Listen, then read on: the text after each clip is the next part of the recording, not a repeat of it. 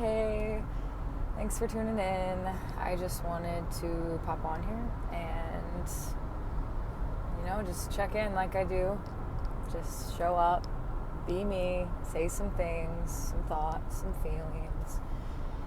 It's like kind of it's my video diary. It feels good to kind of get more consistent with it and just feels more comfortable the more I do it. And, my confidence is growing every day through doing the things that are uncomfortable that I don't feel confident in doing. And so that's what I'm realizing is, if I just sit back and wait for the day I feel confident to show up and do the things, then I probably won't ever do them. And that through doing the things that are uncomfortable, that confidence builds to continue doing those things. Or for me, speaking up, using my voice, public speaking, sharing myself,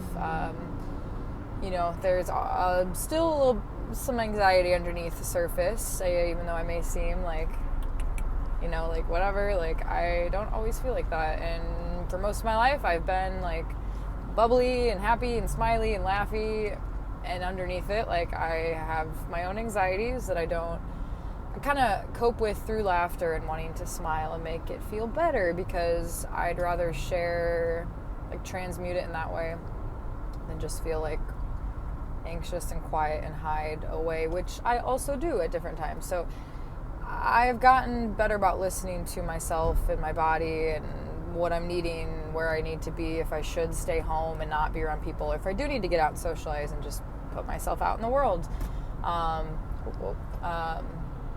It's something in time that I've just gotten better at doing. And I still struggle with my own insecurities, anxieties, and all that jazz.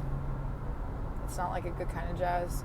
I love jazz, but nobody who really likes anxieties and insecurities, I'm not sure. But subconsciously, weirdly enough, some part of us almost does feed into or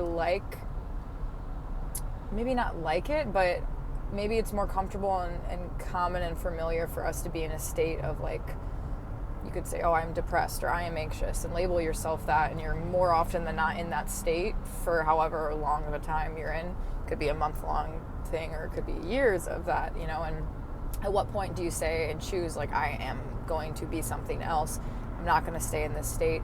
That does take extra intention and work and effort, and is not comfortable at all. Discipline goes against the grain, the normal way of wanting to flow and be and do. And so to get out of these states, it's an active practice, and it's challenging and uncomfortable and not always fun. Even the process of detoxing from something, to be addicted to anything. I mean, we all have our vices.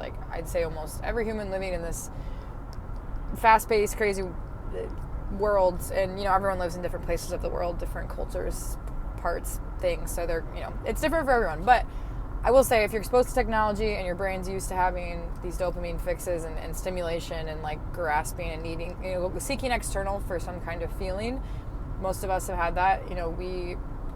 I just grew up with a lot of technology and games, and I love them. I loved any kind of game I could try and play. I loved so much, and I was pretty addicted to these different worlds that I could go to. And if not video games, reading was a different, I'd love to just go to different worlds and places and learn. And so even learning can become an addiction in a weird way, just the constant seeking for more information, which it's not a bad thing. It's just a matter of awareness, I guess, of that desire to continually feed into something external, which is totally normal, natural, human.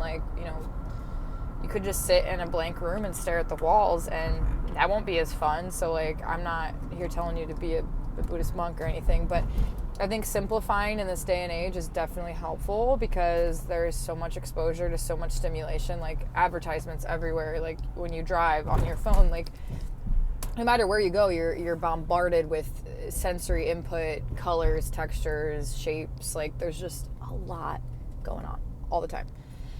So, as much as we can tuning out from all of the external information and like tuning inward to what is going on inside of ourselves, inside of our bodies, inside of our cells. I said selves, but it sounded like cells because like, I mean, our cells are like the foundation of makeup of like what we are.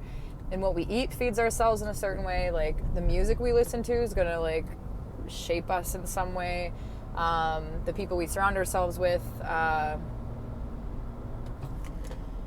all of that is going to impact us. So, what are we intaking? What are we outputting? What's the exchange we'd like to see in our lives and in the world? And how do we like shift and change the patterns? And we see externally, like there's these massive issues we could point out and on a structural level of like how, things are in different ways, and like a lot of that we can't control. Like I can't control how the government is. You could say I could vote, but even then, like that's a whole like really like is that really? I mean, the corporations that have power and influence and money. Like I will say, I feel like they have a little more power than a little small fry over here with the ballot box does. So yes, everything does impact everything else, and it's good to, I don't know, okay, I'm going on a tangent. It's all related. What I'm saying is, I think our greatest currency for making change is the moments that our life that we have, and the time that we have, and the moments, and how we interact with everything around us, how we come into the world, how we perceive, how we project the information feedback that's happening. Turning on Union Road. I like that. Union is good to have things be like harmony, balance, wholeness. This little guy wanted to come say hi. Ain't he just the cutest little mushroom squishy guy? He's been around. He's seen some stuff, but a little cutie. But so mushrooms, love them. There's more species of mushrooms than there are plants. Fun fact. And almost every tree you see has some kind of symbiotic relationship to fungi. The mycelium is the network underneath like the mushroom that we see. So that's the fruiting body, and then underneath the mushroom that we see is like these little thin like root like web in the soil, and they exchange nutrients for water with the trees. So fun fact, fungi fact, Fantastic Fungi is a documentary that is amazing, and I highly recommend it. It's like so beautiful to watch because it's so well made. The cinematography, the soundtrack, it's like captivating, and on top of that you're learning something the entire time. Like every moment of it, it's like, wow, what? Did you know this? I didn't know any of this until maybe I knew some of it, but I learned so much watching that, and highly recommend that because I think we should all, and I will shit on everybody. I will shit on everybody about this one because we all should know more about mushrooms and fungus, mycelium, all the flora and fauna, all of life. Like if we can just like have a direct relationship to it, nurture as much as we can, like life around us in whatever ways we can, like that's it. That's some evolution right there. That's a symbiotic relationship, which ideally would be just the best way to live, in symbiosis and harmony and evolution and all of that good stuff. I'm pulling up to pick up little Eden man, boy, child.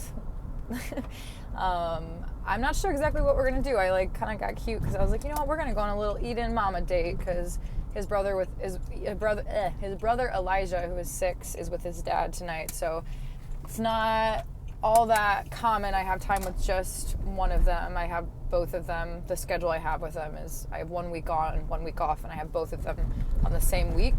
So yeah, it's really nice, and I really cherish the time I have when I can just be with one of them and give my full attention. It's a lot different than when they're both kind of like pulling at me in different ways, or they're just playing in their own world, doing their own thing. So we're gonna go on a little date night thing. Maybe go get some dinner. Maybe find some music to go dance to, because this kid loves to dance, and he is so funny to watch. Like, get in his like, it's so sweet. And yeah, just go have a fun little night with him. And yep. So yeah, I'm excited about that. And then tomorrow I'm going to a friend's wedding, and it's a fantasy themed wedding, so everyone will be dressed magically, and I'm so excited to just be a part of their day of celebrating their union and their marriage and commitment to each other and to something greater than themselves. And the big G word, which I don't know why I still have this thing using that word, because there's so much, like, so many people have like this like icky feeling when they hear that, because they usually associate it to like maybe some kind of pressure of like believing something that they didn't get to come to on their own time. But I think it's really beautiful when you can find your own faith and redefine what these words mean, and